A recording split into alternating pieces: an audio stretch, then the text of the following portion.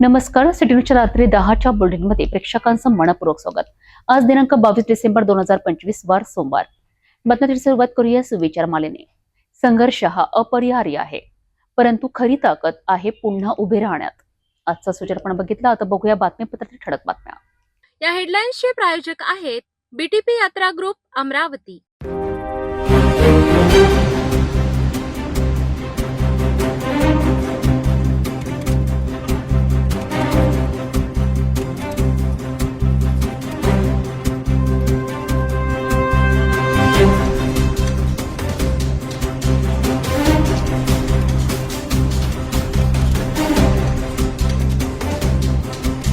आपण ठळक बातम्या बघितल्या. आता घेऊया छोटासा ब्रेक. शादी और ब्याह की शुरुआत आराधना साड़ी के साथ.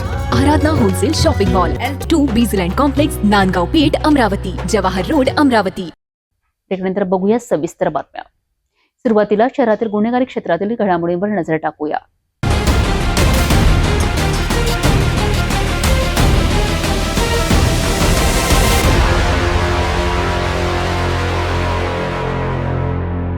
नागपूर गेट पोलीस स्टेशनच्या हद्दीत अवैध दारूवर छापा टाकण्याकरिता आलेल्या पोलिसांसमोरच एका इसमाने स्वतःचा गळा चिरून आत्महत्येचा प्रयत्न केल्याची धक्कादायक घटना घडली आहे.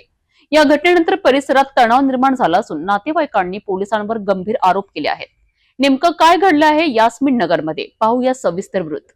नागपूर गेट पोलीस स्टेशन अंतर्गत येणाऱ्या यास्मिन नगर गल्ली क्रमांक 2 येथे 22 डिसेंबर रोजी सकाळी गुन्हे शाखेच्या पोलिसांनी अवैध दारू व्यवसायावर छापा टाकला. या कार्यवाही दरम्यान शेख अकिल शेख गफूर वय वर्ष 55 या इसमाने पोलिसांसमोरच धारदार चाकूने स्वतःचा गळा चिरून घेत आत्महत्येचा प्रयत्न केला. या घटनेत तो गंभीर जखमी झाला असून त्याला तात्काळ पोलीस बंदोबस्तात जिल्हा सामान्य रुग्णालयात दाखल करण्यात आले. पोलिसांच्या माहितीनुसार कारवाई सुरू असताना संबंधित इसमाने अचानक स्वतःला इजा करून घेतली. या छाप्यात पोलीस कर्मचारी मंगेश लोखंडे आणि सतीश देशमुख यांनी 2 पेटी अवैध दारू जप्त केली. घटनेनंतर परिसरात नागरिकांची मोठी गर्दी जमली होती. पोलिसांचे म्हणणे आहे की शेख अकिलवर यापूर्वीही अनेक गुन्हे दाखल असून मागील एका कारवाई दरम्यान त्याने स्वतःला विद्युत प्रवाह देण्याचा प्रयत्न केला होता. दरम्यान जखमी इसमाच्या नातेवाईकांनी मात्र पोलिसांवर गंभीर आरोप केले आहेत. शेख अकिल सध्या कोणत्याही अवैध व्यवसायात नसून तो ऑटो रिक्षा चालक असल्याचा दावा नातेवाईकांनी केलाय. घरात कोणीही नसताना पोलिसांनी जबरदस्तीने घरात प्रवेश केला, पैशांची मागणी केली आणि मारहाण केली असा आरोप नातेवाईकांनी पोलिसांवर केलाय. या संपूर्ण प्रकरणाची चौकशी करून संबंधित पोलीस कर्मचाऱ्यावर कारवाई करण्याची मागणी नातेवाईकांकडून होत आहे. या प्रकरणाचे गांभीर्य लक्षात घेऊन पोलीस उपायुक्त गणेश शिंदे यांनी जिल्हा सामान्य रुग्णालयात भेट देत जखमींची पाहणी केली असून घटनेची सखोल चौकशी सुरू असल्याचे सांगण्यात येत आहे. अवैध दारूवरील कारवाई दरम्यान घडलेली ही घटना अनेक प्रश्न उपस्थित करणारी ठरली आहे. इसमाने स्वतःला इजा केली की पोलिसांवरचे आरोप खरे आहेत, याचा तपास आता चौकशीतून स्पष्ट होणार आहे.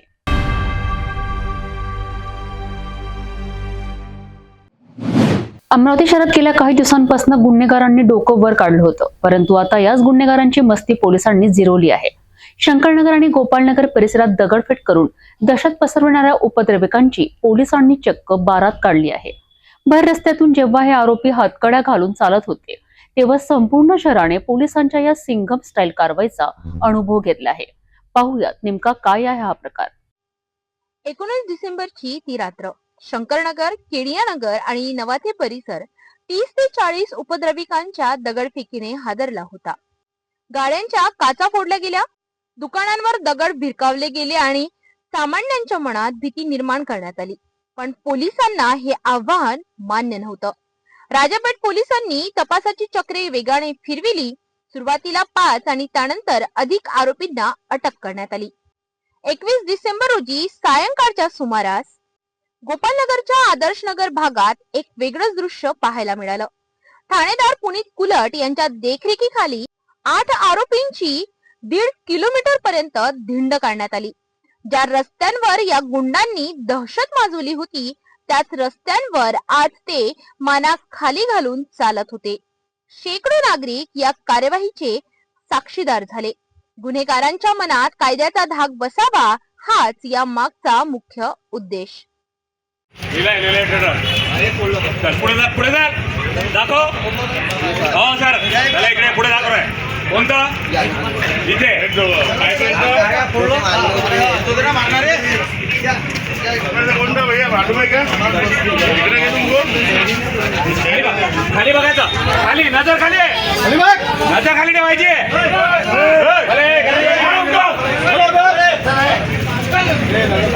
खाली बघा रे.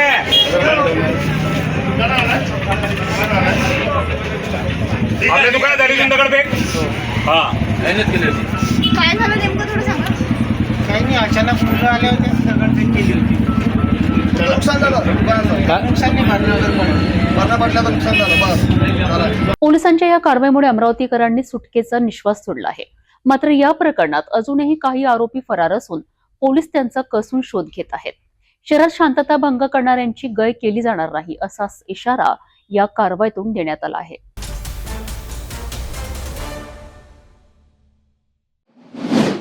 महानगरपालिका निवडणुकांचं बिगुल अखेर वाजलं आहे. शहराच्या राजकारणात आता चांगलीच रंगत येणार असून 23 डिसेंबरपासून निवडणूक प्रक्रियेच्या पहिल्या टप्प्याला सुरुवात होत आहे. नामांकन अर्ज दाखल करण्यापासून ते मतदान आणि निकालापर्यंत संपूर्ण निवडणूक कार्यक्रम निवडणूक आयोगाने जाहीर केला आहे. या संदर्भातील सविस्तर माहिती देत आहेत सिटी न्यूज प्रतिनिधी रोहित खडे. अखेर भावी नगरसेवकांची प्रतीक्षा आता संपणार आहे. उद्यापासून म्हणजेच मंगळवार 23 डिसेंबर पासून महानगरपालिका निवडणुकीच्या पहिल्या टप्प्याला आता सुरुवात होणार आहे. 23 डिसेंबरच्या सकाळी 11 वाजतापासून नामांकन अर्ज दाखल होण्याला आता सुरुवात होत आहे. 23 ते 30 डिसेंबर दरम्यान हे नामांकन अर्ज दाखल होऊन 31 तारखेला छाननी आणि 2 तारखेला जे आहेत उमेदवारी मागे घेण्याचा अर्ज तारीख आहे आणि येत्या 15 तारखेला महानगरपालिकेची निवडणूक होणार आहे आणि 16 तारखेला जे आहे महानगरपालिका निवडणुकीची मतमोजणीची प्रक्रिया अमरावती शहरामध्ये पार पडणार आहे. एकूण 5 झोनमध्ये उद्यापासून जे आहेत मोठ्या प्रमाणात नागरिक भावी उमेदवार जे आहेत आपला नामांकन अर्ज दाखल करण्याकरिता तेथे दाखल होणार आहेत. कॅमेरामॅन मोहन विश्वकर्मासह मी रोजकडे पाहत राहा सिटी न्यूज अमरावती. तर अशा प्रकारे महानगरपालिका निवडणुकांचा बिगुल वाजला असून पुढील काही दिवसात शहरातील राजकीय घडामोडींना वेग येणार आहे. निवडणुकीशी संबंधित प्रत्येक अपडेटसाठी आमच्यासोबत बघत रहा सिटी न्यूज.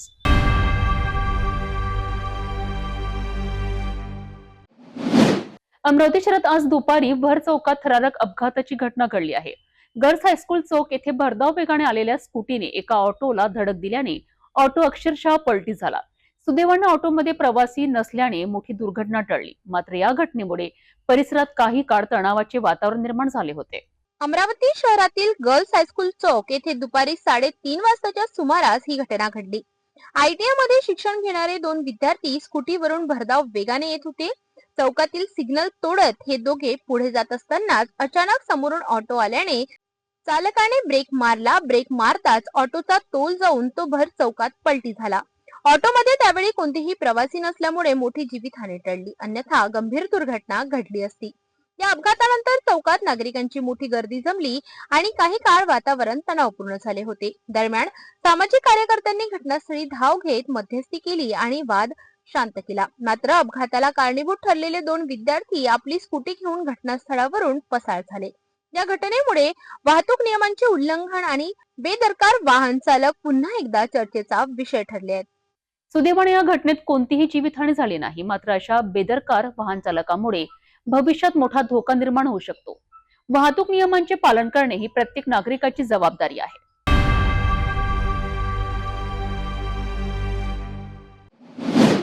शेतकऱ्यांना न्याय मिळवून देण्याकरिता तसेच अमरावतीतील राजापेठ परिसरात रयतेचे राजे छत्रपती शिवाजी महाराज यांचा पुतळा बसवण्याच्या मागणी दरम्यान झालेल्या पोलीस कार्यवाही विरोधात सुरू असलेल्या या प्रकरणात आमदार रवी राणा हे आपल्या कार्यकर्त्यांसह न्यायालयात हजर झालेत. या प्रकरणाची 22 डिसेंबरला महत्वपूर्ण सुनावणी पार पडली असून आमदार रवी राणा यांच्या वतीने नामवंत वकिलांनी न्यायालयात बाजू मांडली आहे.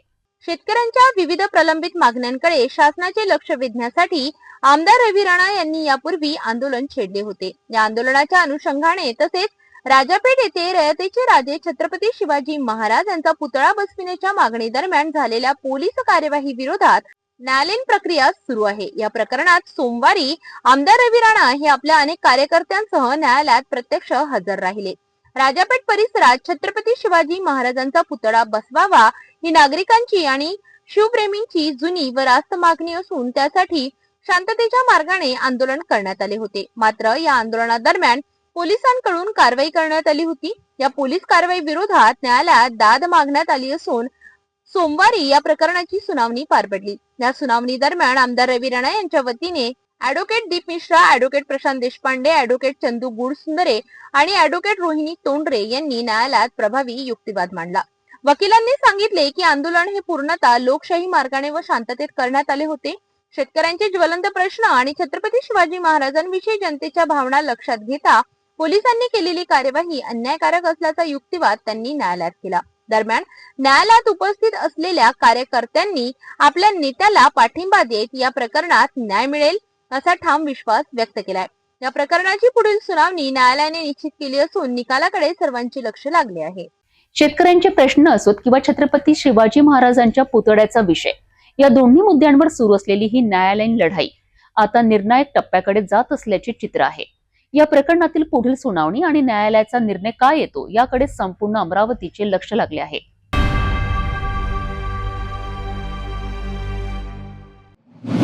राज्यातील स्थानिक स्वराज्य संस्थांच्या निवडणूक निकालानंतर राजकीय आरोप प्रत्यारोपांना वेग आला आहे.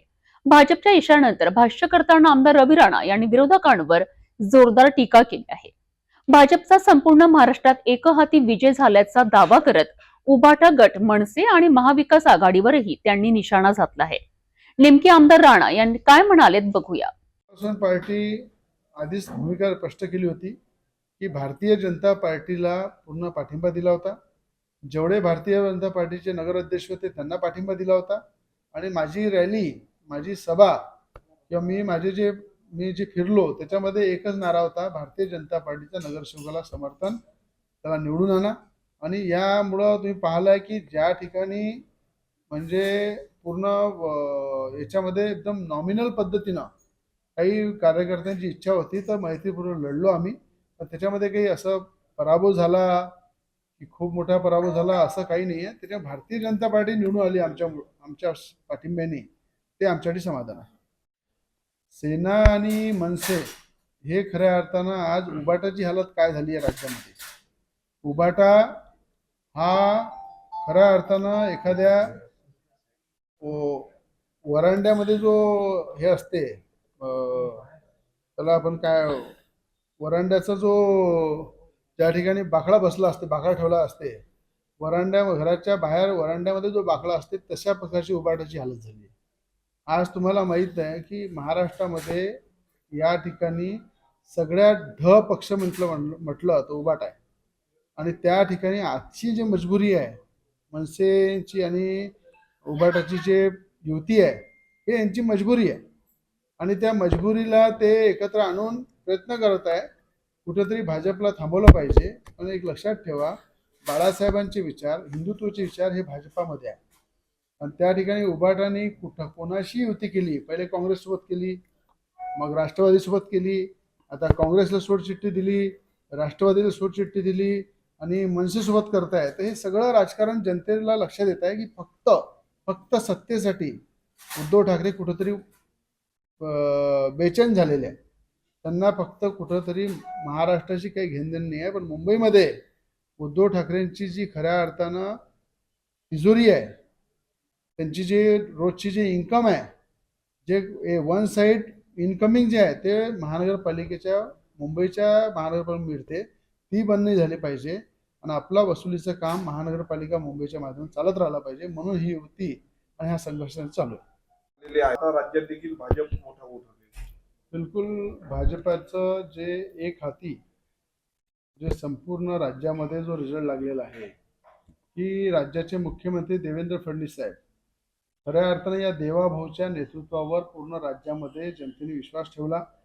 आणि सगळ्यात मोठा भाऊ म्हणून भारतीय जनता पार्टी स्वतंत्र लढल्यानंतर ज्या ताकदीनं त्यांना बहुमत मिळालं, हे देवाभाऊचं नेतृत्व महाराष्ट्राने स्वीकारलेलं आहे, महाराष्ट्राच्या जनतेने स्वीकारलेलं आहे. अमरावती जिल्ह्यामध्ये 6 नगराध्यक्ष झाले. 6 नगराध्यक्ष खऱ्या अर्थानं या ठिकाणी भारतीय जनता पार्टीचे मोठे यश आहे. या ठिकाणी आता तुम्ही पाहिलं की चांदूर बाजारमध्ये हे भारतीय जनता पार्टीचाच उमेदवार होता, नांगलिया. पण त्या ठिकाणी भारतीय जनता पार्टीने ती उमेदवारी न दिल्यामुळं त्याला दुसरा पर्याय शोधावा लागला. म्हणून त्या ठिकाणी सुद्धा भारतीय जनता पार्टीच निवडून आली असती. अनेक ठिकाणी जर तुम्ही पाहिलं, मोर्शीमध्ये थोडंसं हे झालं आहे, चांदुरलीमध्ये झालेलं आहे. तर थोड्या मताने जे पराभूत झाले त्याच्यामध्ये कुठे ना कुठे थोडं शिंदे गटाचं मताचं जे विभाजन झालं त्याच्यामुळं पण भारतीय जनता पार्टी नुकसान झालं. पण बहुमताने एक हाती झेंडा हा भारतीय जनता पार्टीचा महाराष्ट्रामध्ये फडकला. थोडी ही झाली का की ज्या पद्धतीने चांदूर बाजारची जागा हातून गेलेली आहे? जागा वाटपमध्ये थोडं झालं कुठेतरी. आपल्याला या ठिकाणी आमचे जे नगराध्यक्षाचे उमेदवार होते, या ठिकाणी शिवसेना पार्टीने सुद्धा नगराध्यक्षाच्या प्रत्येक भाजपाच्या उमेदवाराला पाठिंबा दिला आणि त्या ठिकाणी थोडं त्यांच्यामध्ये कन्फ्युजन होतं की विशिष्ट जातीची मतं आम्हाला मिळेल. पण त्या ठिकाणी मोठा धोका त्यांच्यासोबत झाला. म्हणून मला असं वाटतं की ज्या पद्धतीनं तिकीट वाटपमध्ये थोडंसं कमी जास्त जे झालं आहे त्याच्या आता येणाऱ्या महानगरपालिकेच्या इलेक्शनमध्ये, जिल्हा परिषदच्या इलेक्शनमध्ये अशी चूक होणार नाही. मोठ्या ताकदीनं भारतीय जनता पार्टी, युवा स्वाभिमान पार्टी आणि एकनाथ शिंदेची सेना जर सोबत आली, असं एकत्र मिळून कशा प्रकारे समीकरण बनेल आणि कसं बहुमताने जिल्हा परिषद आणि महानगरपालिका आणू, यासाठी पूर्ण आम्ही मोर्चे बांधणी करणार. त्या ठिकाणी पोळापोळी मोठ्या प्रमाणात झालेली होती. तिथे हे बिनविरोध झालेले होते मुख्यमंत्र्यांचे मागो, परंतु त्याची सत्ता मात्र काँग्रेसची आलेली आहे. नगराध्यक्ष भाजपला निवडून आणता आला. असं आहे की चिखलदरामध्ये आधी भारतीय जनता पार्टीचे फक्त 4 नगरसेवक होते. आता भारतीय जनता पार्टीचे 8 नगरसेवक आले. त्यामुळं भारतीय जनता पार्टीचं मोठं यश चिखलदरामध्ये आहे. पण त्या जेव्हा अलाद कलोती अनपोज झाले तेव्हा चिखलदराच्या सगळ्या जनतेची मागणी होती, चिखलदराच्या सर्वपक्षीय नेत्यांची मागणी होती की अल्लाद कलोतीला नगराध्यक्ष बनवा, नगराध्यक्षाची उमेदवारी द्या. पण त्याच्यामध्ये थोडं जे खेळीमेळीचं वातावरण झालं, काही राजकारण झालं, त्याच्यामुळं चिखलदराचे जे नगराध्यक्ष आहे राजू सोमवंशी, ते सुद्धा उमेदवार चांगले होते. त्यांनी भाजपामध्ये प्रवेश केला राष्ट्रवादीमधून, राष्ट्रवादीला सोडचिठ्ठी दिली आणि भाजपामध्ये प्रवेश केला. आणि ते मला असं वाटते कुठंतरी त्या ठिकाणी उमेदवार बदलण्यासंदर्भात जी माग होती आणि अल्लाद कलोतीचं समर्थन जे मिळत होतं त्यामुळं ते अनपोज झाले. तर अल्लाद कलोती नगरसेवक म्हणून अनपोज झाले, त्याच धर्तीवर नगराध्यक्ष म्हणून सुद्धा झाले असते. तर तिथे थोडंसं राजकीय समीकरणं बिघडली आणि तरी मला असं वाटते भारतीय जनता पार्टीला चांगलं यश मिळालेलं आहे. 4 नगरसेवकच्या जागी 8 नगरसेवक झालेले आणि जे निवडून आले, सध्या काँग्रेसचे जे आता बळवंत वानखडे इथे ब्रेक डान्स करत होते, त्या ब्रेक डान्स मी पाहिला. बळवंतजी वानखडे आमचे जे खासदार आहे, तर त्यांना एवढा ब्रेक डान्स करायची गरज नाही आहे. ते जेवढे निवडून आलेले आहे ते रवी राणाचे समर्थक आहे आणि थोड्या दिवसात तुम्हाला त्याचा असर दिसेल. म्हणजे 178 जागांपैकी 102 जागेवर भाजपला समाधान मानावं लागलं. अनेक ठिकाणी काँग्रेसने भाजपला बऱ्यापैकी झुंज दिली. काय म्हणता अशा वेळी? मला सांगा, भारतीय जनता पार्टी ज्या लोकप्रिय मुख्यमंत्री म्हणून देवेंद्र फडणवीसांचं महाराष्ट्रामध्ये नाव आहे, आज एवढं मोठं यश हे महाराष्ट्रामध्ये देवाभाऊच्या नावाने मिळालेलं आहे. आणि देवाभाऊच्या नावाने जर एवढं मोठं यश महाराष्ट्रामध्ये मिळालेलं आहे, तर त्याची नोंद जनतेने केली आहे की स्वतंत्र लढल्यानंतर सुद्धा या ठिकाणी देवाभाऊच्या नावावर भारतीय जनता पार्टीला यश मिळू शकते. एवढ्या मोठ्या प्रमाणात नगराध्यक्ष, आज 1500चे 3500 नगरसेवक निवडून आले, 100 मोठ्या प्रमाणात नगराध्यक्ष निवडून आले. तर हे सगळं जे यश आहे, मला वाटतं देवेंद्र फडणवीसांचं जे काम आहे, जे घराघरापर्यंत पोहोचलं आहे, हे देवाभाऊचा चमत्कार.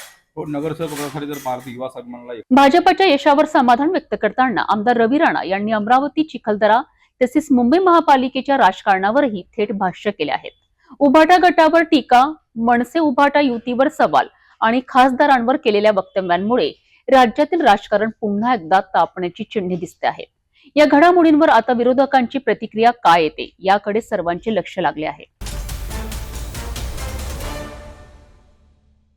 तपोवन पासून फक्त 1.5 किलोमीटर अंतरावर राधानगरी लेआउट, लेक व्ह्यू प्लॉट सह मोजकेच प्लॉट शिल्लक.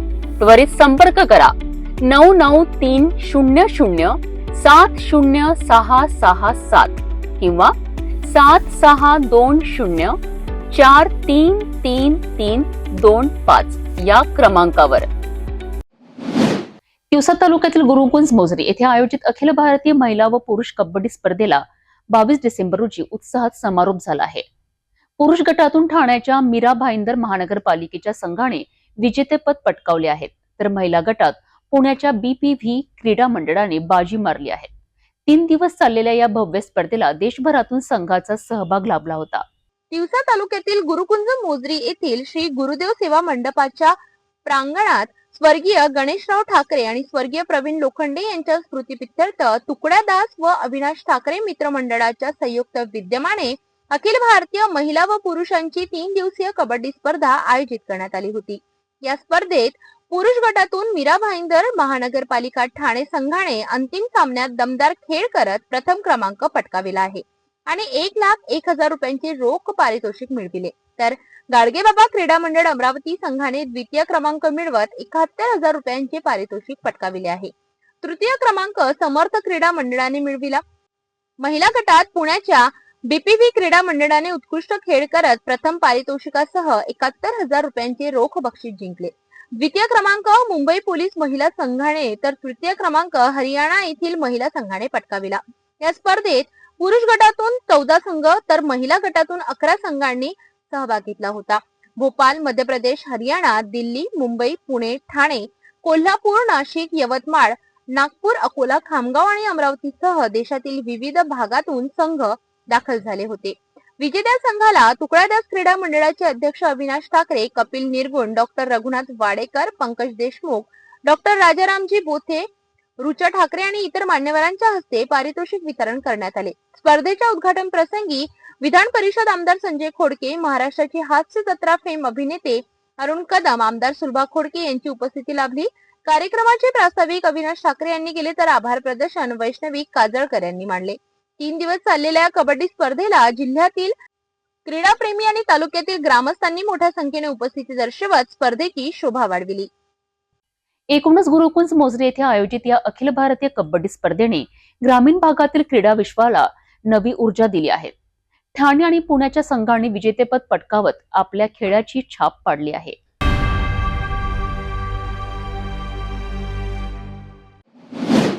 नागपूर शहर पोलिसांच्या ऑपरेशन यू टर्नमुळे रस्ते अपघातातील मृत्यू कमी करण्यात नागपूर शहराने संपूर्ण महाराष्ट्रात प्रथम क्रमांक पटकाविला आहे. जुलै 2025 पासून सुरू झालेल्या या विशेष मोहिमेमुळे केवळ आकडेच नाही तर तब्बल 90 मौल्यवान जीव वाचविलेत आहे. रस्ते सुरक्षिततेकरिता नागपूर शहर पोलिसांनी केलेली ही कामगिरी इतर शहरांकरिता आदर्श ठरत आहे. नागपूर शहर पोलिसांनी जुलै 2025 मध्ये सुरू केलेल्या ऑपरेशन यू टर्न या विशेष मोहिमेमुळे रस्ते अपघातातील मृत्यूंमध्ये लक्षणीय घट नोंदविण्यात आला आहे. सन 2025 मध्ये 21 डिसेंबर पर्यंत नागपूर शहरात प्राणघातक अपघातांची मृत्यूंमध्ये तब्बल 26% घट झाला असून यामुळे 90 नागरिकांचे प्राण वाचले आहेत. सर्वोच्च न्यायालयाच्या कमिटी ऑन रोड सेफ्टीने दरवर्षी किमान 10% घट आणि दीर्घकालीन उद्दिष्ट म्हणून 0 अपघात मृत्यू हे ध्येय ठेवले आहे. या राष्ट्रीय उद्दिष्टांची सुसंगत अशी ठोस कृती नागपूर शहर पोलिसांनी प्रत्यक्ष रस्त्यावर उतरवून केली आहे. महाराष्ट्र पोलिसांच्या additional director general of police traffic कार्यालयाने जाहीर केलेल्या आकडेवारीनुसार 2024च्या तुलनेत 2025 मध्ये रस्ते अपघातातील मृत्यू कमी करण्यात नागपूर शहर राज्यात प्रथम क्रमांकावर आहे. यानंतर पिंपरी चिंचवड 20% आणि अमरावती शहर 17% यांचा क्रमांक लागतो. प्रत्यक्ष मृत्यूंच्या घटाबाबत विचार केला असता 30 नोव्हेंबर 2025 पर्यंत नागपूर शहर 80, पुणे शहर 55, छत्रपती संभाजीनगर 18 इतकी घट नोंदविण्यात आली आहे. ऑपरेशन यू टर्न अंतर्गत प्रमुख कारवाया दारू पिऊन वाहन चालविणाऱ्यांवर कडक कारवाई करण्यात येत असून दररोज 3,900 पेक्षा अधिक वाहन चालकांची तपासणी केली जात आहे. 2025 मध्ये आतापर्यंत 5,366 प्रकरणे दाखल झाली असून 100% दोष सिद्धी दर साध्य करण्यात आला आहे. पुनरावृत्ती करणाऱ्या आरोपींना 15 दिवसांचा कारावासही ठोठावण्यात आला आहे. शहरात दररोज 90 ठिकाणी फिरती नाकाबंदी असते.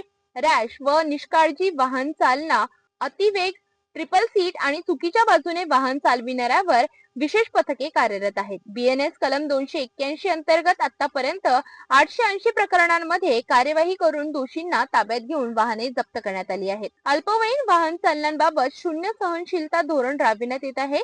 2025 मध्ये आतापर्यंत 60 अल्पवयीन आणि त्यांच्या पालकांवर मोटार वाहन अधिनियम कलम 199A अंतर्गत कारवाई करण्यात आली असून सर्व प्रकरणात दोषसिद्धी झाली आहे. या अल्पवयीन मुलांना भविष्यात वाहन परवाना मिळण्यास अपात्र ठरविण्यात आले आहे. नागपूर शहर पोलीस आयुक्त यांनी संदेश दिलाय की रस्ते सुरक्षितता म्हणजे केवळ कायद्याची अंमलबजावणी नाही, तर मानवी जीवनाचे संरक्षण आहे. ऑपरेशन युटर्नच्या माध्यमातून नागपूर शहर शून्य अपघात मृत्यू या उद्दिष्टांकडे ठाम पावले टाकत आहे. ही कामगिरी शिस्तबद्ध नागरिक आणि कर्तव्यदक्ष पोलिसांची आहे. रस्ते सुरक्षिततेकरिता केवळ नियम नाही तर कठोर अंमलबजावणी गरजेची असते. हे नागपूर शहर पोलिसांनी ऑपरेशन यू टर्न मधनं सिद्ध करून दाखवले आहेत. अपघातमुक्त नागपूरच्या दिशेने टाकलेले हे पाऊल महाराष्ट्राकरिता एक नवा आदर्श ठरत आहे.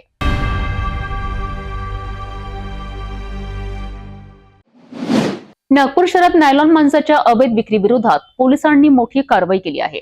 अजनी पोलीस ठाण्याच्या तपास पथकाने सापळा रचून ई रिक्षातून नायलॉन मांजा विक्रीसाठी नेणाऱ्या 2 तरुणांना अटक केली असून सुमारे 3.5 लाख रुपयांचा मुद्देमाल जप्त करण्यात आला आहे. रविवारी पोलीस ठाणे अजनी येथील तपास पथक पेट्रोलिंग करीत असताना गुप्त बातमीदारामार्फत माहिती मिळाली की एका ई रिक्षामधून शासनाने प्रतिबंधित केलेला नायलॉन मांजा विक्रीसाठी नेण्यात येत आहे. मिळालेल्या खात्रीशीर माहितीच्या आधारे अजनी पोलिसांनी रेल्वे स्टेशन कॅन्टीन पासून सुमारे 50 मीटर अंतरावर रेल्वे कॉलनी परिसरात सापळा रचला. संशयित ई रिक्षा क्रमांक MH49 CF 1669 थांबवून पंचासमक्ष तपासणी केली असता रिक्षामधील बोरीतून 2 खरडा बॉक्स आढळून आले. या बॉक्समध्ये मोनोकाइट फायटर लेबल असलेल्या शासनाने प्रतिबंधित नायलॉन मांजा एकूण 120 चक्क्या अंदाजे 1,20,000 रुपये किमतीचा मुद्देमाल सापडला. या तपासादरम्यान अटक करण्यात आलेल्या आरोपींमध्ये एहतेशाम खान सलीम खान वय वर्ष 19 राहणार संघर्ष नगर आणि मोहम्मद मेहबूब आलम मोहम्मद मुश्ताक शेख वय वर्ष 23 राहणार पार्वती नगर अशी आरोपींची नावे आहेत. आरोपींकडून नायलॉन मांजा 2 मोबाईल फोन आणि ई रिक्षा असा एकूण 3,40,000 रुपयांचा मुद्देमाल जप्त करण्यात आलाय. या प्रकरणी आरोपींविरोधात भारतीय न्याय संहितेच्या कलम 223 सह पर्यावरण संरक्षण अधिनियम 1986 च्या कलम 5 आणि 15 अन्वये गुन्हा अजनी पोलीस ठाण्यामध्ये दाखल करण्यात आला असून पुढील तपास सुरू आहे. 2 इसम एहतेशाम खान सलीम खान वय 19 वर्ष राहणार संघर्षनगर टिपू सुलतान चौक मतीन किराणा स्टोअर समोरील गल्ली सायरा शेख यांच्या घरी किरायाने यशोधरा नगर नागपूर. तसेच आरोपी क्रमांक 2 मोहम्मद मेहबूब आलम मोहम्मद मुस्ताक शेख वय 23 वर्ष राहणार माजरी पार्वती नगर फुलबगीचा पाण्याच्या टाकीजवळ असे नागपूर ई रिक्षामध्ये शासनाने प्रतिबंधित केलेला नायलॉन मांजा असलेले साबूत चक्री बंडल असलेले मुद्देमाल त्यांच्या ताब्यात मिळून आला. घटनास्थळी सदरचा प्रतिबंधित केलेल्या नायलॉन मांजाचे 120 साबूत चक्री बंडल, 1 ई रिक्षा, 2 मोबाईल असा एकूण 3,40,000 रुपयाचा मुद्देमाल त्यांच्या ताब्यामध्ये मिळून आलेला आहे. सदरच्या आरोपी यांच्याकडे सदरच्या बाबत माहिती घेऊन पुढील योग्य ते आम्ही तपासामध्ये निष्पन्न करून पुढची आम्ही कारवाई सदर अनुषंगाने अद्याप पावेतो. सदर बाबतची त्यांच्याकडे त्यांचे पूर्व पार्श्वभूमी जे गुन्हेगारीची आहे किंवा अशी विक्री करण्याबाबतची अद्याप प्राप्त झालेली नाही, तरी तपासामध्ये निष्पन्न होतात त्यांच्या विरोधात आम्ही योग्य ती कारवाई करत आहोत. नायलॉन मांजामुळे अनेक अपघात घडत असून मानवी जीवितासह पक्ष्यांनाही मोठा धोका निर्माण होत आहे. अशा प्रकारच्या अवैध व्यवसायावर कठोर कारवाई सुरूच राहणार असल्याचा इशारा पोलिसांनी दिला आहे.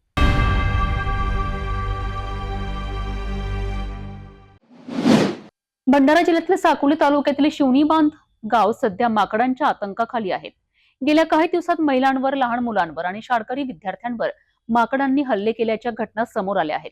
या संपूर्ण प्रकारामागे पाटबंधारे विभागाची निष्क्रियता कारणीभूत असल्याचा आरोप ग्रामस्थ करीत आहेत. नेमकं काय आहे प्रकरण, पाहूया सविस्तर.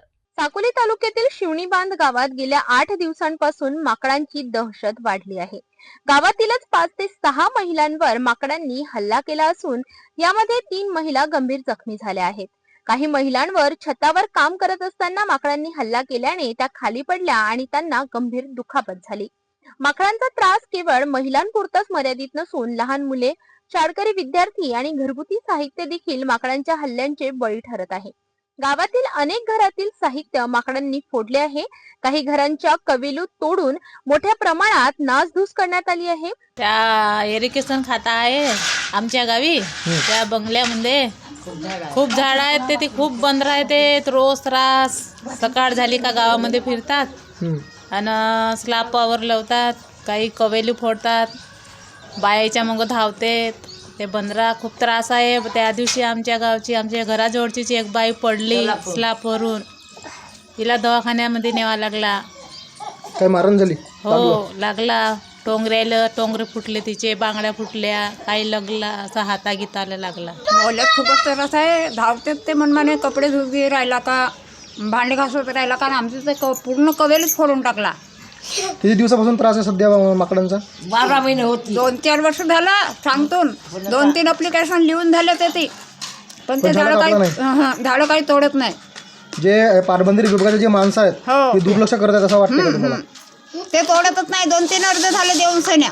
जर झाड कापलं तर बंदर जातील असं वाटतं तुम्हाला? हो ते झाडात म्हणूनच राहतात नाही येतात. एक कवेलू नसं आमच्या घरावर म्हणजे नुकसान झाली आहे. नुकसान झाली आहे. आणि ते बाई आमच्या घराजवळची माझी जाऊ पडली. टोंगरे फुटलं. बांगड्या फुटल्या तिच्या. ह्या टोंगऱ्याला लागला. कमरेला झटका लागला. या संपूर्ण समस्येचे मुख्य कारण म्हणजे शिवणी बांध येथील पाटबंधारे विभागाच्या कार्यालयाजवळ असलेली मोठी झाडे. या झाडांवर मोठ्या प्रमाणावर माकडांचा वावर असून रात्री मुक्काम करून सकाळी ही माकडे गावात येतात आणि दहशत निर्माण करतात. ग्रामस्थांनी या संदर्भात पाटबंधारे विभागाकडे वारंवार तक्रारी केल्या. ग्रामपंचायतीतून ठरावही पारित करण्यात आला. मात्र आजपर्यंत झाडे कापण्यात आलेली नाहीत. पाटबंधारे विभागाच्या या दुर्लक्षामुळे नागरिकांच्या जीवाला धोका निर्माण झाला आहे. जर माकडांच्या हल्ल्यात काही अनुचित घडलं तर जबाबदार कोण, असा सवाल ग्रामस्थ उपस्थित करीत आहेत. गावकऱ्यांनी तात्काळ झाडे कापण्याची मागणी केली असून मागणी पूर्ण न झाल्यास आंदोलनाचा इशाराही दिला आहे. शिवणी बांध गावातील ही परिस्थिती अत्यंत गंभीर असून पाटबंधारे विभागाने तात्काळ लक्ष न दिल्यास मोठी दुर्घटना घडण्याची शक्यता नाकारता येत नाही. आता प्रशासन या समस्येवर काय कारवाई करतं हे पाहणं महत्त्वाचं ठरणार आहे.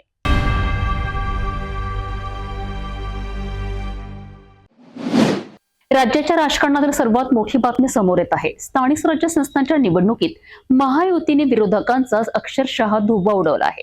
भाजप, शिवसेना आणि राष्ट्रवादी काँग्रेसच्या महायुतीने 215 नगराध्यक्ष पदांवर विजय मिळवत राज्यावर आपले वर्चस्व सिद्ध केले आहे. या निकालाने राज्याच्या राजकीय समीकरणांना नवी दिशा दिली असून भाजप हा राज्यातील सर्वात मोठा पक्ष म्हणून समोर आला आहे. पाहूया कोणत्या भागात कुणाची हवा राहिली. स्थानिक स्वराज्य संस्थांच्या निवडणुकीच्या निकालात महायुतीचा झंझावात पाहायला मिळत आहे. संपूर्ण महाराष्ट्रात 129 नगराध्यक्षांसह भाजप पहिल्या क्रमांकावर आहे, तर शिवसेनेचे 51 आणि राष्ट्रवादीचे 35 नगराध्यक्ष निवडून आले आहेत. विभागावर विचार केला असता विदर्भात 100 पैकी 58 जागा भाजपने जिंकल्या आहेत. मराठवाड्यात 52 पैकी 25 जागांवर भाजपचा विजय झाला आहे.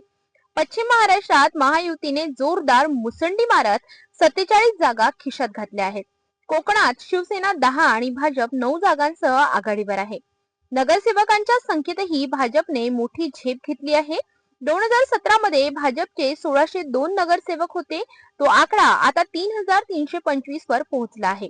हे समर्थन आगामी विधानसभेची नांदी असल्याचे म्हटले आहे. एकूणच या निकालांनी महायुतीला उभारी दिली असून विरोधकांना आत्मचिंतन करायला भाग पाडले आहेत. विदर्भ असो वा मराठवाडा, सर्वच ठिकाणी महायुतीने आपली ताकद दाखवून दिली आहे. आता या विजयाचे प्रतिबिंब आगामी काळात कसे उमटते आहे हे पाहणे महत्त्वाचे ठरेल.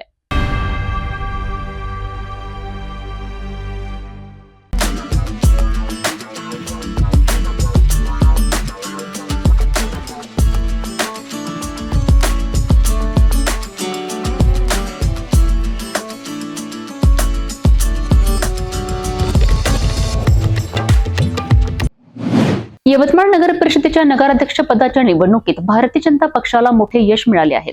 भाजपच्या उमेदवार ॲडव्होकेट प्रियदर्शनी उईके यांनी काँग्रेसच्या उमेदवार प्रियंका मोघे यांचा पराभव करत नगराध्यक्ष पदावर दणदणीत विजय मिळवला आहे.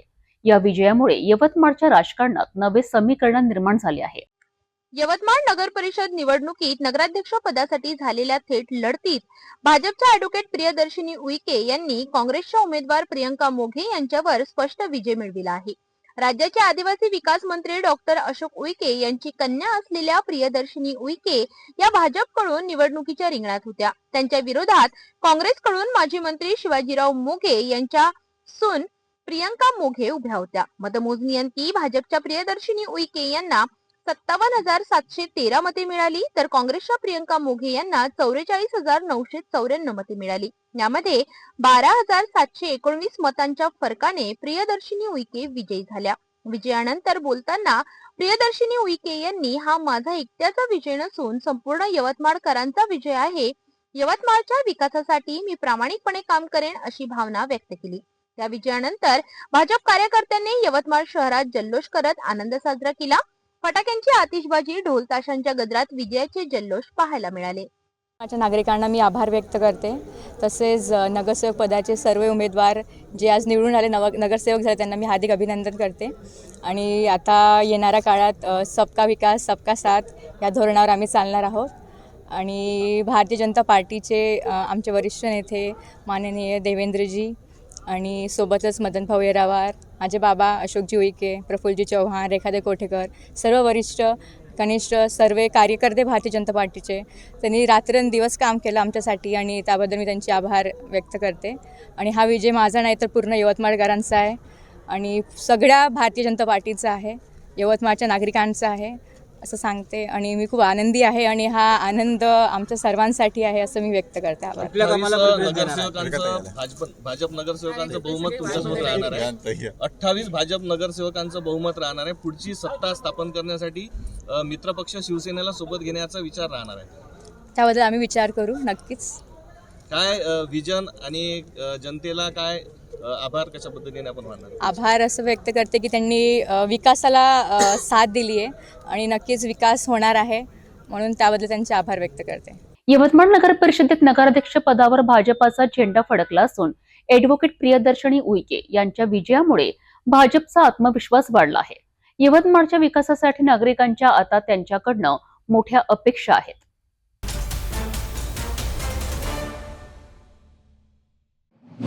गंगापूर नगर परिषदेच्या निवडणुकीत राष्ट्रवादी काँग्रेस अजित पवार गटाने दणदणीत विजय मिळवत शहराच्या राजकारणावर आपले वर्चस्व सिद्ध केले आहे. नगराध्यक्षपदी संजय विठ्ठलराव जाधव यांनी तब्बल 2,287 मतांच्या फरकाने विजय मिळवत नगर परिषदेवर राष्ट्रवादी काँग्रेसची सत्ता प्रस्थापित केली आहे. गंगापूर नगर परिषद निवडणुकीत राष्ट्रवादी काँग्रेस अजित पवार गटाने स्पष्ट बहुमत मिळवत सत्ता काबीज केली आहे. नगराध्यक्षपदी निवड झालेल्या संजय विठ्ठलराव जाधव यांनी 2,287 मतांच्या फरकाने प्रतिस्पर्ध्यांचा पराभव केला. या निवडणुकीत राष्ट्रवादी काँग्रेस अजित पवार गटाला एकूण 11 जागा मिळाल्या असून भाजपला 7 जागांवर समाधान मानावे लागले आहे.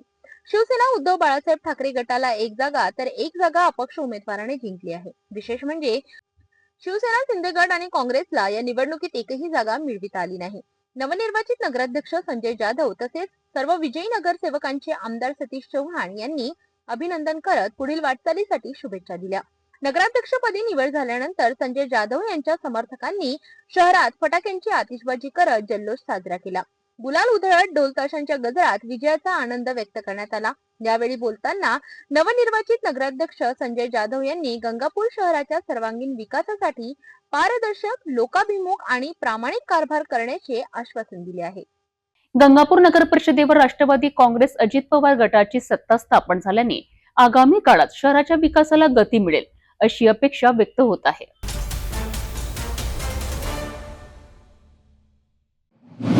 कारंजा नगर परिषद निवडणूक 2025चा निकाल जाहीर झाला असून निकालात MIM पक्षाने ऐतिहासिक विजय मिळवला आहे. नगराध्यक्षपदी MIMच्या फरीदा बानू शफी पुंजाणी यांची निवड झाली असून त्यांनी भाजपला अवघ्या 110 मतांनी पराभूत करत दणदणीत विजय मिळवला आहे.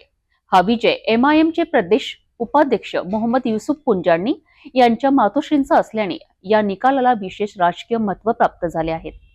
वाशिम जिल्ह्यातील कारंजा नगर परिषद निवडणुकीत 2025 मध्ये ऑल इंडिया मजलिसे इत्तेहादुल मुस्लिमीन अर्थात AIMIM पक्षाने जोरदार मुसंडी मारली आहे. नगराध्यक्ष पदाच्या निवडणुकीत AIMIMच्या उमेदवार फरीदा बानू शफी पुंजानी यांनी भाजपाच्या उमेदवारीवर 110 मतांची निर्णायक आघाडी घेत विजय मिळविलाय. निवडणूक निकाल जाहीर होताच कारंजा शहरात AIMIMचे कार्यकर्ते आणि समर्थकांनी फटाक्यांची आतिषबाजी करत जल्लोष साजरा केला. हा विजय केवळ व्यक्तिगत नसून AIMIMच्या पक्षांच्या वाढत्या प्रभावाचा स्पष्ट संकेत मानला जात आहे. नगर परिषद सदस्य संख्या यामध्ये जर पाहायला गेलं तर विजयी उमेदवारांमध्ये AIMIMच्या 16 सदस्य, भाजपाचे 13, राष्ट्रवादी काँग्रेस अजित पवार गटाची 1, अपक्ष 1 अशी आकडेवारी आहे. या आकडेवारीनुसार नगर परिषदेत AIMIMचा सर्वात मोठा पक्ष ठरला असून नगराध्यक्ष पदावर AIMIMची मोहर उमटली आहे. विजयानंतर बोलताना नगराध्यक्ष फरीदा बानू शफी पुंजानी यांनी कारंजा शहरातील सर्व मतदारांचे आभार मानले.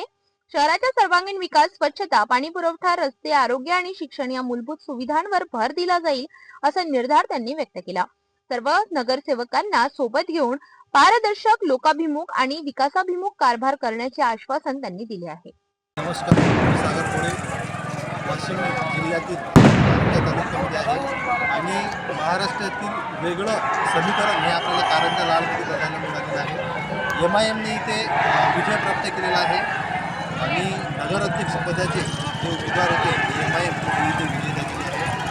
BJP आणि MIMमध्ये चांगलीच रंगत बघायला मिळालेली आहे आणि आता पब्लिक जल्लोष करायला तयार झालेली आहे आणि एक वेगळाच आनंद दिसून आलेला आहे.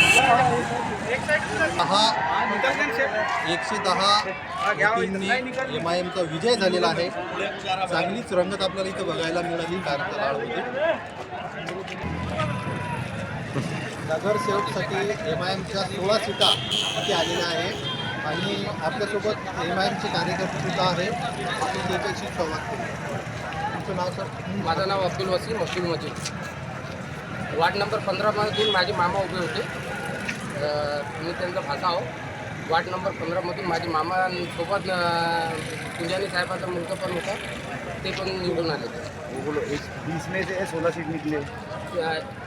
31 सीटमधून 16 सीट MIMची झाली आणि 13 सीट कमळ आहेत, एक घड्याळ आहेत आणि एक अपक्ष आहे. त्याचसोबत फरीदा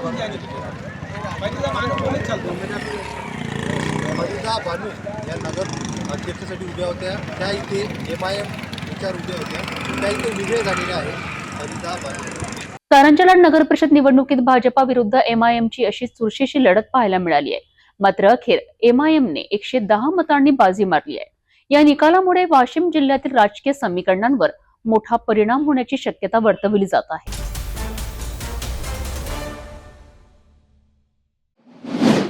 राजश्री शाहू महाविद्यालय लातूर येथे नेट सेट परीक्षेच्या तयारीकरिता विद्यार्थ्यांना योग्य मार्गदर्शन मिळावे याकरिता PM उषा पुरस्कृत एकदिवसीय विशेष कार्यशाळेचे आयोजन करण्यात आले आहेत.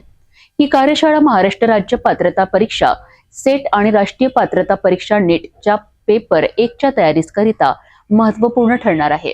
राजश्री शाहू महाविद्यालय लातूर ही स्वायत्त संस्था असून येथे सोमवारी विद्यार्थ्यांसाठी PM उषा योजनेअंतर्गत नेट सेट मार्गदर्शनासाठी 1 दिवसीय कार्यशाळेचे आयोजन करण्यात आले होते. या कार्यशाळेमध्ये डॉक्टर कृष्णा पाटील शिवाजी विद्यापीठ कोल्हापूर तसेच डॉक्टर महेश जोशी स्वामी रामतीर्थ मराठवाडा विद्यापीठ नांदेड तसेच डॉक्टर गजानन राशीनकर शिवाजी विद्यापीठ कोल्हापूर हे नामवंत तज्ज्ञ प्राध्यापक उपस्थित होते. कार्यशाळेमध्ये नेट व सेट परीक्षेच्या अद्ययावत अभ्यासक्रमाचे सखोल विश्लेषण, मागील वर्षाच्या प्रश्नपत्रिकांचा आढावा, प्रभावी अभ्यास तंत्रे तसेच विद्यार्थ्यांचा आत्मविश्वास वाढविण्यासाठी आवश्यक मार्गदर्शन अशा विविध विषयांवर सत्रांमधून सविस्तर माहिती दिली गेली. स्पर्धात्मक परीक्षांच्या दृष्टीने ही कार्यशाळा विद्यार्थ्यांच्या ज्ञानाला योग्य दिशा देणारी असून नेट सेट परीक्षेत यश मिळविण्यासाठी एक महत्त्वाचे पाऊल ठरले आहे. या कार्यशाळेला पदव्युत्तर अभ्यासक्रमाच्या सर्व शाखातील विद्यार्थ्यांनी मोठ्या संख्येने उपस्थिती दर्शविली होती. महाविद्यालयाचे प्राचार्य डॉक्टर महादेव गव्हाणे, उपप्राचार्य सदाशिव शिंदे आणि स्पर्धा परीक्षा विभागाचे मुख्य समन्वयक शेळके यांनी यासाठी विशेष प्रयत्न केले. नेट आणि सेट परीक्षेच्या तयारीकरिता दिशादर्शक ठरणारी ही कार्यशाळा विद्यार्थ्यांच्या शैक्षणिक वाटचालीस नवी ऊर्जा देणारी ठरेल असा विश्वास आयोजकांनी व्यक्त केला आहे.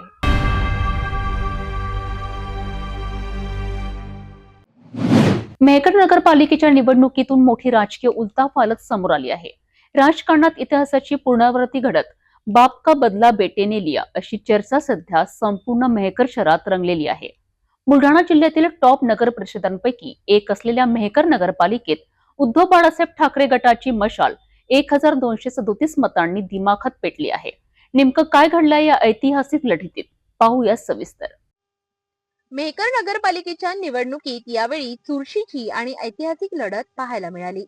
उद्धव बाळासाहेब ठाकरे गटाचे उमेदवार किशोर गारोळे यांनी भारतीय राष्ट्रीय काँग्रेसचे कासमभाई गवडी यांचा पराभव करत 1237 मतांची निर्णायक आघाडी मिळविली. किशोर गारोळे यांना 10,239 मते तर कासम गवडी यांना 9,002 मते मिळाली. या विजयाला विशेष महत्व यासाठी आहे कारण 2016च्या निवडणुकीत कासम गवडी यांनी भास्करराव गारोळे यांचा तब्बल 2200 मतांनी पराभव केला होता. मात्र यावेळी भास्करराव गारोळे यांचे पुत्र किशोर गारोळे यांनी तोच पराभव परतवून लावत वडिलांचा राजकीय बदला घेतलाय. नगरसेवक पदाच्या निकालाकडे पाहिल्यास भारतीय राष्ट्रीय काँग्रेस पक्षाचे 11 नगरसेवक, शिवसेना शिंदे गटाचे 9 नगरसेवक आणि शिवसेना उभाटा ठाकरे गटाचे 6 नगरसेवक असे एकूण 26 नगरसेवक विजयी झाले आहेत. सध्या मेहकर मतदारसंघाचे आमदार आणि नगराध्यक्ष हे दोन्हीही उभाटा गटाचे असल्याने या विजयामुळे ठाकरे गटाची शहरातील राजकीय पकड अधिकच मजबूत झाली आहे. विजयानंतर मेहकर शहरात ढोल ताशे डीजेच्या गजरात भव्य विजय मिरवणूक काढण्यात आली. कार्यकर्त्यांनी बाप तो बापच राहतो, मशाल पेटली अशा घोषणा देत जल्लोष साजरा केला.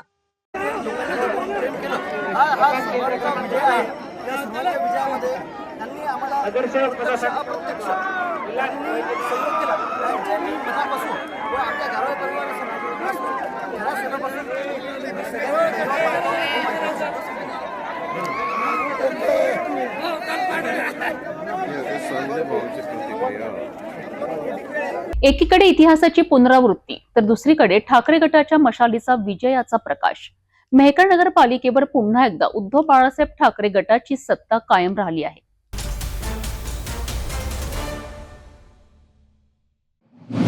औसा तालुक्यातील एका छोट्याशा गावाने मोठा आदर्श निर्माण केला आहे. वर्षानुवर्ष दुर्लक्षित राहिलेली घाणीची वेढलेली स्मशानभूमी गावकऱ्यांच्या एकजुटीने आज स्वच्छ, सुंदर आणि हिरवीगार बनली आहे. लातूर जिल्ह्यातील बुधोडा गावकऱ्यांच्या या अभूतपूर्व उपक्रमाची ही विशेष बातमी. लातूर जिल्ह्यातील औसा तालुक्यातील बुधोडा गावात गेल्या अनेक वर्षांपासून स्मशानभूमीची अवस्था अत्यंत विदारक होती. घाणीचे साम्राज्य, प्लास्टिक कचरा, दुर्गंधी आणि अस्वच्छ परिसरामुळे या पवित्र स्थळाकडे कुणीच लक्ष देत नव्हते. मात्र गावकऱ्यांनी एकत्र येत सामूहिक बैठकीत निर्णय घेतला आणि स्वच्छता मोहिमेला सुरुवात केली. वर्षानुवर्ष साचलेली घाण काढून टाकण्यात आली. प्लास्टिक कचऱ्याचे निर्मूलन करण्यात आले. यानंतर स्मशानभूमीत विविध प्रकारची झाडे लावून परिसर हिरवागार करण्यात आला. पाण्याची कायमस्वरूपी सोय व्हावी यासाठी विहीर आणि पाण्याची टाकी उभारण्यात आली. दुःखी कुटुंबियांना बसविण्यासाठी आरामदायी बाकड्यांचीही व्यवस्था करण्यात आली. आज ही स्मशानभूमी स्वच्छ, शांत आणि पर्यावरणपूरक बनली असून गावकऱ्यांच्या श्रमाचे सुंदर फळ सर्वांनाच पाहायला मिळत आहे. गावकऱ्यांच्या या उपक्रमामुळे केवळ स्मशानभूमीचे रूप बदलले नाही तर पर्यावरण रक्षणाची जाणीवही निर्माण झाली आहे. एका वृद्ध महिलेनं भावुक होत सांगितले की दुःखाच्या वेळी आता हे ठिकाण शांत आणि सुंदर मिळेल हीच खरी सेवा आहे. सामूहिक इच्छाशक्ती आणि सामाजिक जबाबदारी असेल तर कोणताही बदल अशक्य नाही, हे बुधोडा गावकऱ्यांनी दाखवून दिले आहेत. हा उपक्रम निश्चितच इतर गावांसाठी प्रेरणादायी ठरणार आहे.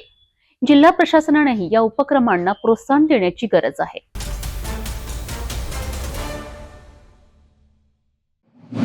बोदवड तालुक्यातील शिरसाळा गावात असलेल्या जागृत हनुमान मंदिरात सध्या भक्तीचा महासागर उसळलेला पाहायला मिळत आहे.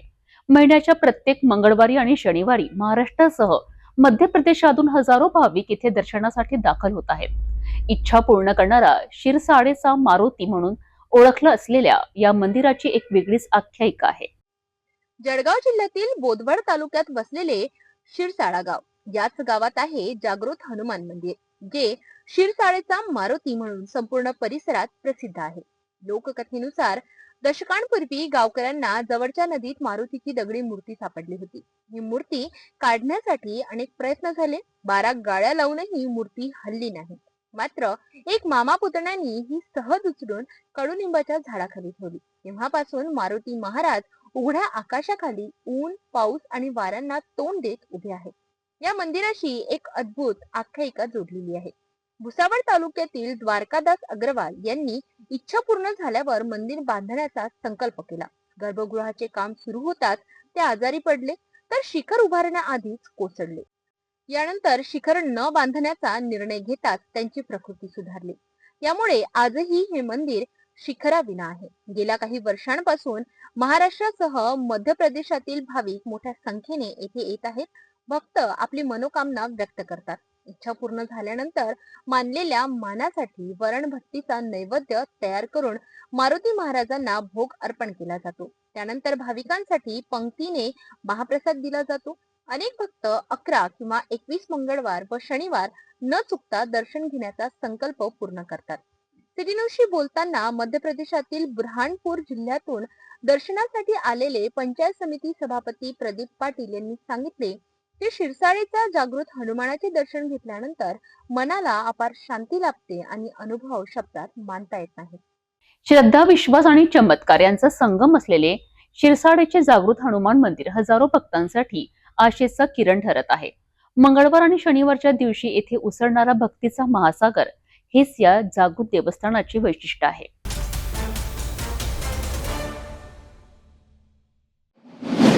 खुलताबाद नगर परिषदेच्या निवडणुकीत काँग्रेसचा झेंडा फडकला आहे. यंदाच्या तिरंगी लढतीत कोणताही राजकीय वर्धस्त नसलेल्या युवकास मतदारांनी पसंती दिली आहे. पाहूया सविस्तर माहिती. छत्रपती संभाजीनगर जिल्ह्यातील खुलताबाद नगर परिषदेच्या 2 डिसेंबर रोजी झालेल्या निवडणुकीचा निकाल जाहीर झाला. भारतीय जनता पार्टी, राष्ट्रवादी काँग्रेस आणि काँग्रेस या तिन्ही पक्षांमधील तिरंगी लढतीत काँग्रेसने नगराध्यक्ष पद जिंकले. काँग्रेसच्या अमीर बशीर पटेल या युवकास मतदारांनी मोठ्या मतदानाने निवडून दिले. या लढतीत भारतीय जनता पार्टीचे आमदार प्रशांत बम यांनी उमेदवारांसाठी मोठा बळ लावला होता आणि मुख्यमंत्री देवेंद्र फडणवीस यांची सभा आयोजित केली होती. तसेच अजित पवार गटाचे आमदार सतीश चव्हाण यांनीही प्रयत्न केले होते. मतदारांनी पैशांची उधळण करणाऱ्या पक्षाला धडा शिकविला असे दिसून आले. यावेळी राष्ट्रवादी अजित पवार गटाचे 9 उमेदवार, भारतीय जनता पार्टीचे 7 उमेदवार आणि काँग्रेसचे 4 उमेदवार निवडून आले आहेत. सध्या शहरात चर्चेचा विषय उपनगराध्यक्ष पदासाठी कोणत्या पक्षाचा उमेदवार बसणार यावर आहे. नवनिर्वाचित नगराध्यक्ष अमीर पटेल, काँग्रेसचे जिल्हाध्यक्ष किरण पाटील डोणगावकर व निवडून आलेल्या सर्व पक्षांच्या उमेदवारांनी मतदारांचे आभार मानले आहेत. हर समाज ने मेरे को तय दिल से जो है तो एक अपना समझकर सबने वोट मारा है और तय दिल से मैं सबका शुक्रिया अदा करूंगा. और जैसा उन्होंने जिता कर लाए वो कभी भी एनी टाइम रात में आधी रात को कभी भी फोन मार सकते. तय दिल से उनका काम होगा इंशाअल्लाह. खुलताबाद जो है कि हिंदू मुस्लिम की और दूसरी भी जो समाज है एकता है बताए उन्होंने और मुझे जिता कर लाए. मैं कुछ ऐसा राजकारणी नहीं था बहुत बड़ा, एक तुम्हारे में का एक सोशल वर्कर था जिन्होंने जो है तो जिता कर लाया. तय दिल से मैं शुक्रिया अदा करूंगा गाँव वालों का, मेरे मासूम बच्चों का, जो हर समाज के जो छोटे छोटे बच्चे थे और मेरी माँ बहना सभी ने मेरे वास्ते जो है तो जुस्तजू करे और मेरे कामयाब कराए. और कांग्रेस कमेटी का भी तय दिल से शुक्रिया अदा करूंगा जिन्होंने किरण भाऊ और यूसुफ भाई और मिलिंद भाई और बहुत सारे भाई, मजीद भाई, अनिल भाऊ और बहुत मसीह भाई, बहुत सारे जो है तो राजू भाई, ये वो सब ने जो है तो जुस्तजू करे. इरशाद भाई, पूरों ने गाँव के हर युवाओं ने तय दिल से ऐसा काम करे अपना, तो मैं भी तय दिल से शुक्रिया अदा करूंगा उनका. तर ही होती खुलताबाद नगर परिषदेतील निवडणुकीची संपूर्ण माहिती. नगराध्यक्ष पदावर काँग्रेसचा झेंडा फडकला असून मतदारांच्या पसंतीने नवयुवक अमीर पटेल विजयी ठरले आहेत. जाता जाता पुन्हा एकदाच्या ठळक बातम्या. या हेडलाईन्सचे प्रायोजक आहेत बीटीपी यात्रा ग्रुप अमरावती.